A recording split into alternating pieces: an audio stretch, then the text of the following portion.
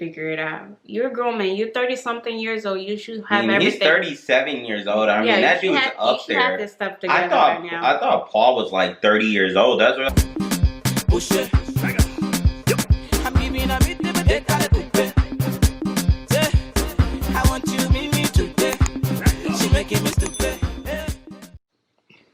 Hey everybody, it's been a while since we recorded a YouTube video, but we're going to get back into being very frequently. We are back at it like a crack addict, fiending for some more. I am Cynthia. And I am Derek.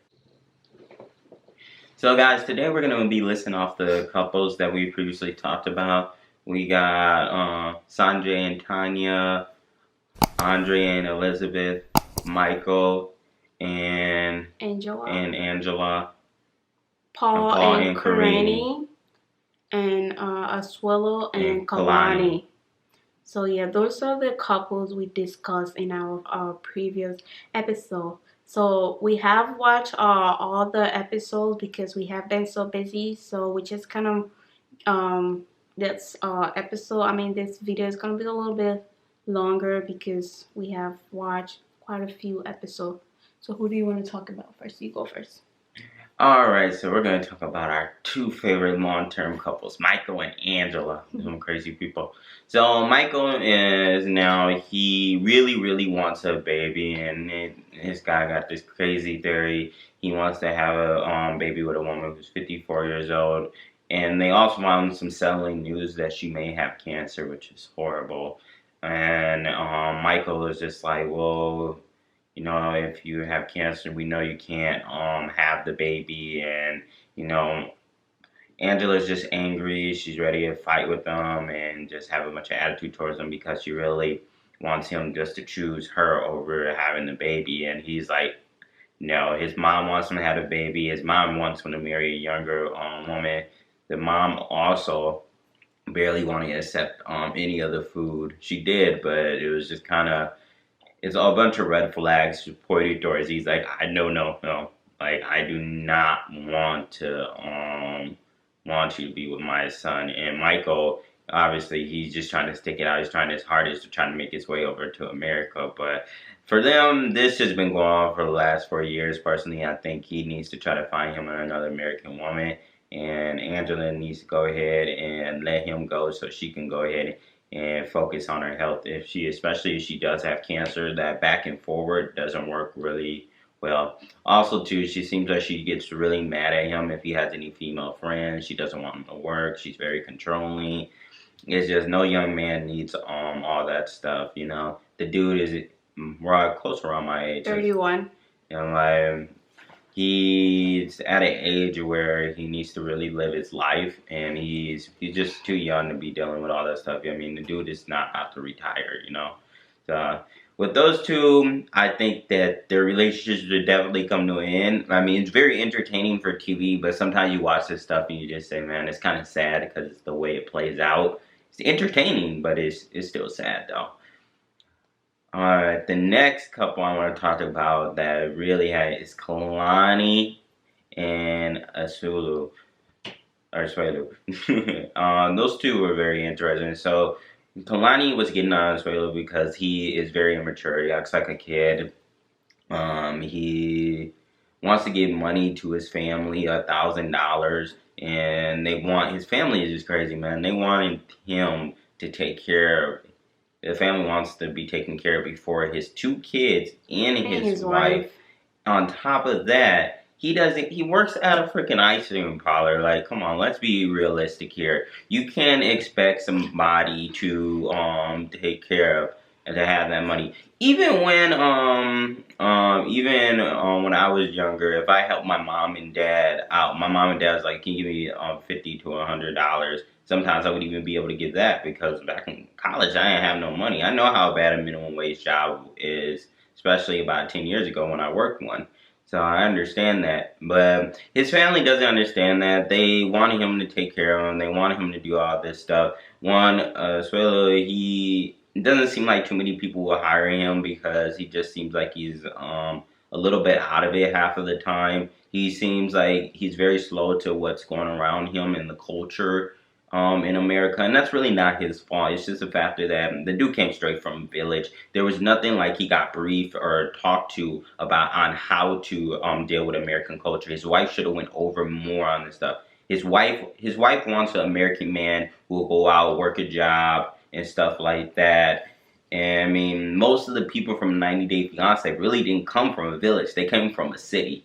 My wife can attest to that. There's a difference from being from the actual village and cooking food and not having no air conditioning, not being in the city or going to a certain school. This guy didn't come from any type of real type of civilization. So of course he's gonna be slow, man. I mean, when it comes to this stuff. I mean, it's not his fault, but she expects way too much of him. On top of that, too, the dad is very, very on top of everything. And I can understand where the father's coming from. Especially, he does need to grow up. Sometimes I even wonder if something's a little bit wrong with him. Like, he does need to grow up and take care of his kids first, take care of his wife, tell his family, you will see my kids only if you can respect the factor that we don't have the money. We can give you some gifts, but you need to respect the factor that my family comes first. If you don't, then we don't want no relationship with you. I'm sorry, but that's the end of it. And for the father, he wants to get violent and get angry, but he should be mad at his daughter too. It'd be like, no, as the dad, he need maybe sit down with the guy and brief him and say, this is how it works in America. This is what you need to do. Maybe take him under his wing and try to mentor him. But the dad should kind of understand where Swalow's coming from, though, because he's from there too. Yeah, he was a village guy too. I mean, he came from the village, came to America, married a white woman, and kind of elevated his standard. For me, I feel like he has a lot of self-hate. It's kind of like what we see in the black community, where a black person views mates out of his race, which is no problem, of course. But the problem is when you date outside your race, or you date outside, some people when they date outside the race, or like if they move to the suburbs, like we live in the suburbs, when you move into like a better part of your life, you start to treat your own race or your own culture badly. You should never do that. And that's what the dad does. He looks down upon the guy instead of like taking him under his wing. But I can understand. He called his wife a bitch. He was he acts like a child. He doesn't know how to operate or handle things. But I feel like if the father should really try to take him under his wing and try to be respectful, I think that maybe he'll be able to get him in the right direction. But with those two, we'll see. I'm really entertained to see how it's going to turn out with especially and Kalani. I know they're still together, but like long term, like the next year or two, like I feel like that's going to be heading for a divorce eventually, because he's going to get tired and she's going to get tired because she's going to want a man to actually take care of her and actually handle things.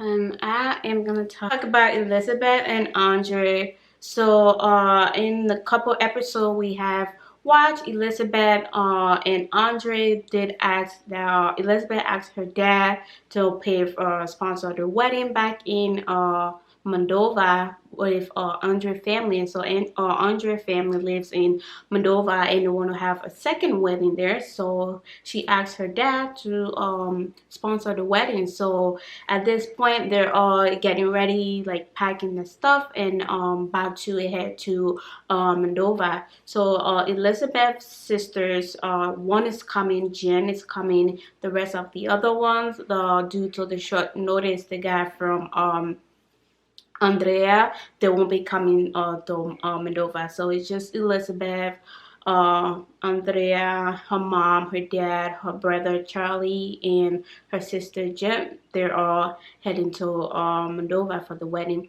So Elizabeth and her husband, along with the baby, already went to Moldova and met the family. And in some of the episodes, she went out with Andrea to meet like some of his friends, along with his brother back there, and they're just hanging out, drinking and stuff. And then so she asked one of the girls, or one of the guys' wives, she's like, how is it the men here? How's the men here? Because my husband, he's very controlling. He doesn't want to work. He stays home and take care of the baby, which is at the moment was fine with me. But now that the little girl is almost a year old, it's time for him to go back to work. But he doesn't want to go back to work because she's working and her dad is helping them a lot. So he just lazy, just want to stay home and just play video game, take care of the baby, and don't want to provide.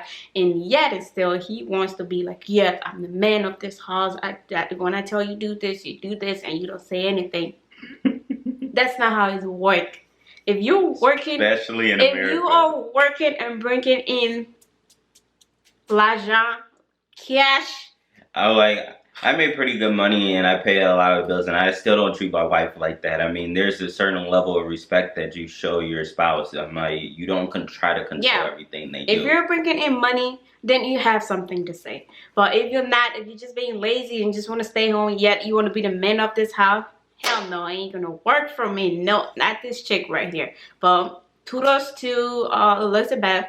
At this point, she's getting sick of it now. She actually is sick of it. She wants him to go back to work, get a job, and be a man. And then he's telling his friends at the club, telling his friends, you know, in America, the women's work. Like, no, in America, it's 50-50. You work, I work. Yeah, so, but I don't know. I feel like they're just encouraging his behavior. No, I won't take that. Go back to work, support your family. Even his friends, some of his friends back home said it's not right. He's the man of the house. He should be working and taking care of his wife, not Elizabeth, not the other way around. So yeah, she's just telling her friends. The big problem with Andre doesn't want to work a lower job, and the thing is, Americans kind of have this right to do that because they have a high level of education, they have their experience. So I can understand. It would be like me, like I work in the tech field. It'd be like me going ahead and taking a job at McDonald's, Burger King after spending 10 years and getting degrees and going through all of the experience. And you finally get to a point where you can make relatively good money. But the problem with Andre never even worked a freaking job. I was like, dude, try working at a retail job. Try doing sales. Try doing something, you know, bring some money in. Even if you're part-time, shoot, hell, even Venezuela work part-time. I'm like, even if it's part-time, that's okay. That's fine. Like, it's not a big deal, you know. We respect you even if you work in 20 hours a week. And the dad, personally, I can understand why he has an issue with the dad to a certain extent, but I've been like, yeah, okay, I'll take a job from you, know. I'll do maybe some admin work or something like that. But again, I'm a hard worker. That dude is just lazy, man. Lazy and controlling and irritating. Very irritating. So arrogant, too. Yeah, I was like, he's a trip. Yes. So they're there, they're planning the wedding, and in the other episode they went to see a venue and stuff like that, and he was yelling at the girl for some dumb reason, like, come here, don't leave. Like, this guy just so irritating. I don't know how she does that. And then in the last episode, her dad and her brother finally arrived in Moldova, and while they were driving from the airport going to pick their dad and her brother Charlie from the airport, while they're driving going to Andre's parents' house, his parents are just trying to get to know like him, his country, and how. So they're asking him a bunch of questions, and he got like a little angry while they're asking too many questions and stuff like that. I mean, the people are just trying to get to know you. And he said he was a cop, he was investigator and stuff like that before he moved to Ireland and all of that. So they're just kind of getting to know him and where he lives and how life is there. But Andre, he gets mad for a dumb reason. He started getting a little angry why the girl's parents, dad and brother, was asking him too many questions. So fast forward, they got to his parents' house. They have the family welcome them there. They have a bunch of food, and it was just the dinner was so great. And the family started asking more questions again. So yeah. Alright, next we're going to talk about Sanjay and Tanya. So, with Sanjay, he's with Tanya, and Tanya nags him a lot. Nags. But I can kind of understand, too, because, I mean, they don't have any money. Sanjay, he has to try to work because her leg is broken, and she has, like, these issues with arthritis, and has some type of sicknesses that are coming after she got into a car crash. So she's really sitting on top of him saying, you need to work, you need to do this. And the big problem is, too, they haven't even worked their problems out yet. Like, Sanjay he doesn't know whether he wants a kid. He still doesn't know what type of future he wants. the dude doesn't even know whether he wants to stay in America, because in America it's a lot harder. Like, he had this mindset, like so many other foreigners that come over, that, oh, if I come to America, I'm gonna be able to have tons of money, I'm gonna be able to get the greatest job. But a lot of folks don't realize is that a lot of people end up on with really low paying jobs and have to work like 3 jobs. Like, depending on where you are in a different culture and different country, just having a job may just make you happy, but you don't just become a millionaire overnight when you're in America. It's a lot of freaking hard work. I mean, some of us are privileged to live here and be able to graduate high school, go to college, get scholarships, get degrees, and get a relatively good paying job. But I can imagine coming over here and just being shell shocked, like, whoa, I'm like, I gotta get a job, I gotta do this. Rent costs $1,000 a month. I'm like, car payments, car insurance, this, and that. So I think a lot of it is he's just shell shocked. He wasn't really, he was surprised that he had to go through all these different things. Like, basically a few months, or we're gonna be up a creek. I mean, we will lose our apartment, we'll lose everything. So I think with those two is they make a good couple to me, but the problem is you have one who is very nagging and has very high expectations, and she just kind of needs to give the guy a break. But from what I get is like, he's a heavy drinker and he likes to party a lot and he likes to do whatever the heck he wants, and he needs to be understanding of that too, and say, okay, I can't party a lot, I can't drink a lot, I need to do things within reasoning. But she did it too, in the previous season, where she was partying and drinking constantly and doing whatever she wants, and left him in a state by himself and stuff like that, and he was going through like a depressive mode. So these two right here, they're still relatively young, just like around my age. I think that what their best bet is they need to sort out their stuff. They should have did that before they got married, but they need to sort out their stuff. And then once he gets a job, they need to try to figure out how they can financially get themselves together. And from there, they need to figure out how their marriage can work on going towards the future by just sitting down and talking out the problems instead of fighting and arguing. And he also like homesick too. He misses his home. And his brother back in South Africa had I think liver lungs transplant, something like that. So he's homesick. So they're planning on going to South Africa and just spending time with his mom and his brother. So I do kind of understand his frustration sometimes with Tanya. So the next couple I'm going to talk about is Paul and Karin. So Paul and Karin have left Brazil. They're living in the U.S. now. Originally, the plan was Paul planned on coming and living with his mom, but his mom refused because they have kids. He have his wife, and his mom was like, "It's time for you, to get your own place and start taking care of your family. Because if I do allow you to stay here with me, you're never gonna leave. So you guys can go on your own and figure it out." So he booked a hotel. Him and his wife and the baby was there for couple of days while he was hunting for apartment or a house. They went to a couple trailer park for apartment, and it was so horrible. Like, the girl didn't like it. I didn't like it either. It was bad. Just with them having kids, it wasn't like a safe place for them to be.